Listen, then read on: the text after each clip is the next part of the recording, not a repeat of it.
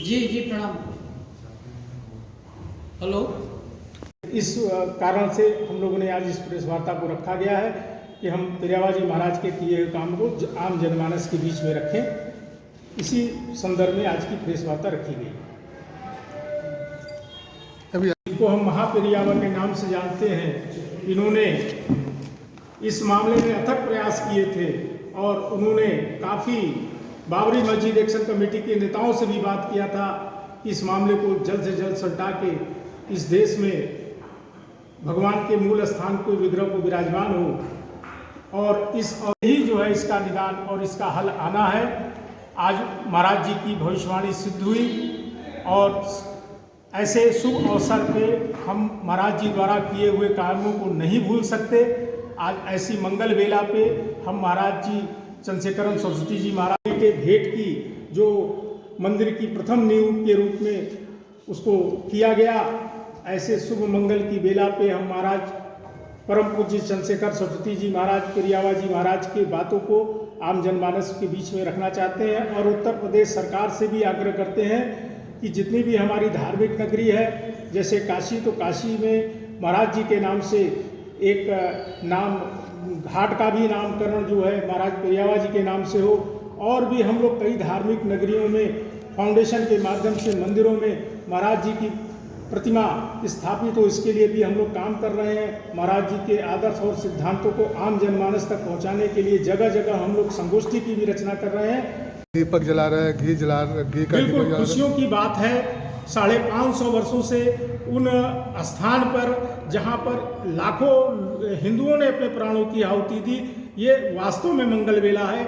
हम सभी अपने सनातनी इस मामले को लेकर स्वाभिमान के साथ अपने भगवान श्री राम लला के विराजमान होने पे नगरों में दीपक का जलाएंगे, मंदिरों में भजन कीर्तन करेंगे, सुंदरकांड का पारायण करेंगे, ऐसी बहुत सारी क्रियाओं को करेंगे क्योंकि ये मंगल बेला है। ये सनातनियों का मस्तक गर्व से ऊंचा हो रहा है।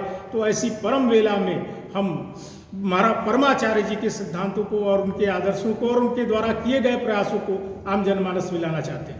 आपका फाउंडेशन कितने दीपक जला रहा है और किस जगह कितने जला रहा है? हमारा फाउंडेशन पूरे देश में इसकी इकाइयां हैं। हम मूल रूप से दिल्ली से लेके हैदराबाद और भी तमाम सारी जगह, अयोध्या में भी हमारे कार्यकर्ता वहां पहुंच चुके हैं, काशी में भी हम लोग तैयारी करने पे हैं, नमो घाट पे हम लोग कुछ तैयारी कर रहे हैं। यहाँ भी जो है अभूतपूर्व ढंग से हम लोग श्री राम लला का जन्मोत्सव एक प्रकार से रामनवमी जैसा अवसर इस 22 तारीख को पूरे देश में दिखेगा।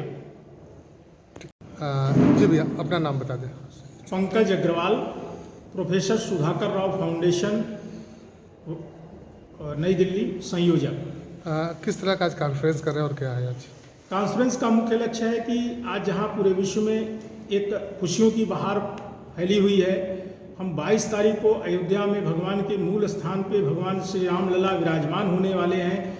ऐसे शुभ मंगल की वेला पर इस राम मंदिर की पहली ईंट जो प्राण प्रतिष्ठित करके हमारे पूज्य जगत गुरु चंद्रशेखर सरस्वती जी महाराज, जिनको हम महापेरियावा के नाम से जानते हैं, उन्होंने भेंट की थी और उन्होंने भविष्यवाणी भी की थी कि इस मामले का निदान कोर्ट द्वारा ही निकलेगा और आज वही चीज़ हुआ।